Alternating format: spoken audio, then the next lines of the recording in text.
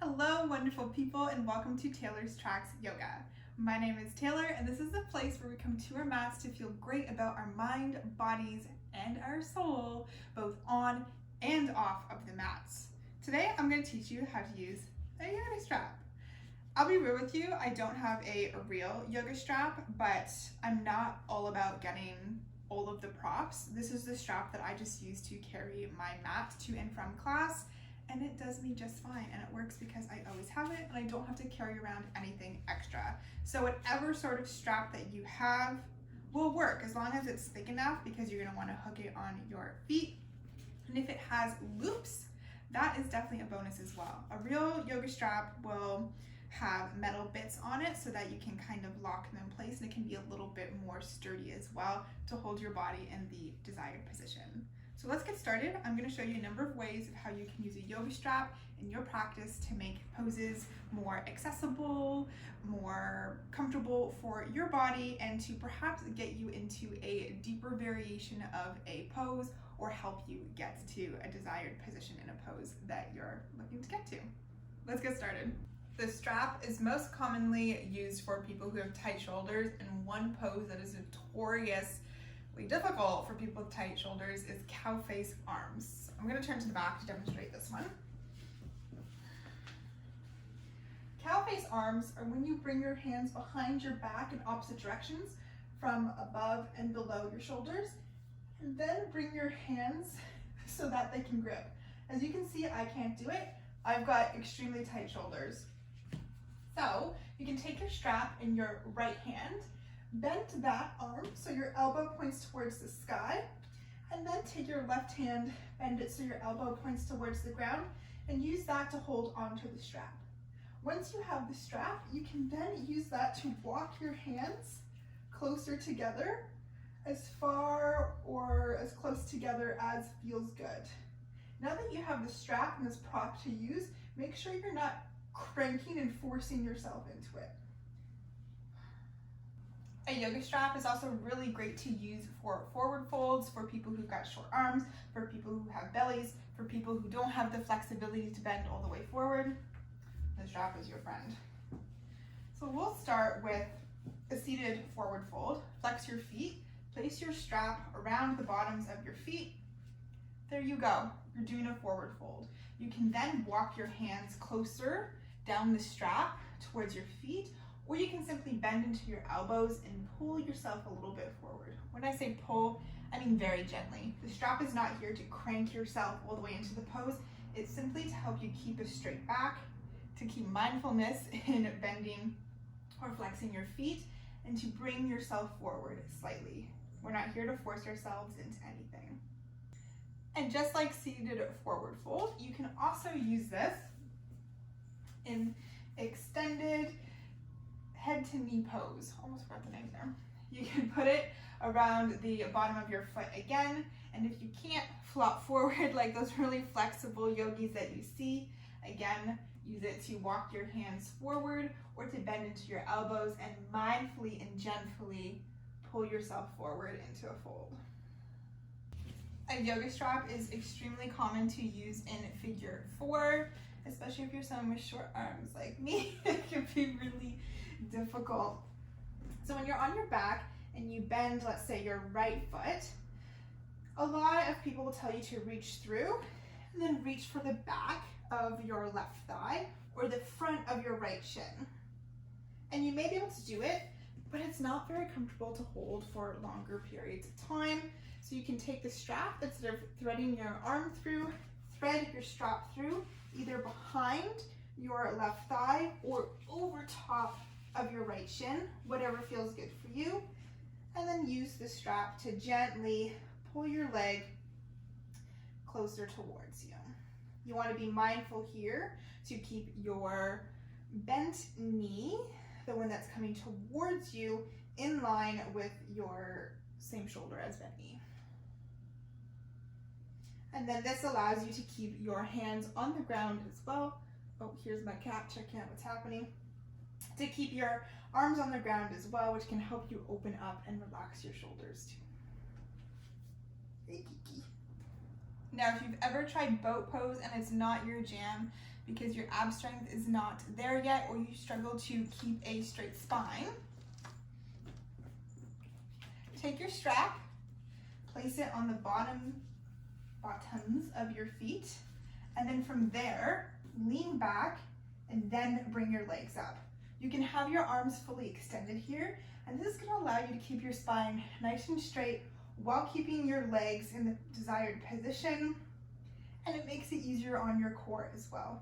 You can also choose to extend your legs too, to add more of a challenge and to work on building that core. King Pigeon Pose is a really deep shoulder opener. It requires reaching your arms back far enough to be able to reach your leg. And this is where a strap comes in handy. Coming into Pigeon Pose, this time with our left leg forward and our right leg extended back. Make sure you have your upper body as straight as you can here, because you're going to reach back. Don't be afraid to use your hands for balance as you're getting ready. And this is where loop comes in handy, because you can loop it around your foot. You can also flex your ankle and just have it come around your ankle as well, and that will work. Personally, I like the length, and the loop gives me more length because then I can keep straight spine, reach back, and then I have more to work with. You can walk your hands back as far as feels good, and then pull forward, gently and mindfully as always. There are a few standing poses that you can use a strap in as well, and one is a variation of dancer's pose. So if you have a loop, you can loop that around your foot, keep it secure, or you can flex into your foot and loop it around your ankle. Instead of reaching back to grab your foot, you can bring your foot towards your bum, your hands behind your head, holding onto the strap, push it into your big toe to stay steady, and then use your hands to walk it back down the strap and bring your leg up behind you. This is going to open your shoulders as well as your hip flexor. Another standing balancing pose is extended hand to toe pose. So traditionally you'd see people use their index and middle finger and hook it around their toe to then extend out and over to the side. But if you've got short arms, and also to help with proper posture so you can keep yourself up straight, and also to help increase flexibility, is where a strap comes in handy. Bring the strap under the sole of your foot that you are extending up. Bring your knee into your chest, and then from here, hold the strap in either hand, and then extend your foot out. Now, you can also transfer this strap to use just in one hand, and use your other hand on your hips, and then extend your leg out as well. You can also do this pose while laying on the ground too, so you can extend your leg out to the side and you'll have much more rotation in your hip while keeping your upper body straight. Personally, what I use the strap most for is for shoulder openers. Quite often, I'll have teachers say, I'm sure you've heard this before, interlace your hands behind your back and then reach your hands as far away from your back as you can. I don't like how this locks into my elbows, and I can't keep my grip strong enough, so I end up slipping and getting really frustrated. So you can take the strap, loop it around both hands, and then you can fold forward with more space for your shoulders. Last but certainly not least, you can use a strap to help you move more so into bound poses. So a really common bound pose that you'll see is from extended side angle. Instead of keeping your elbow on your leg or hand down on the mat and your arm up, you can take your hand that's in the sky and place it behind your back. You'll then have to loop your opposite arm under, and sometimes our thighs don't give us the space, sometimes our bodies can't twist enough, so this is where the strap comes in handy. Your arm that's up and you're bringing behind you holds the strap, and the hand that goes under will grab onto the strap. Then you can open your chest and really keep that chest opener working for you And you can also use this to walk your hands closer together as well.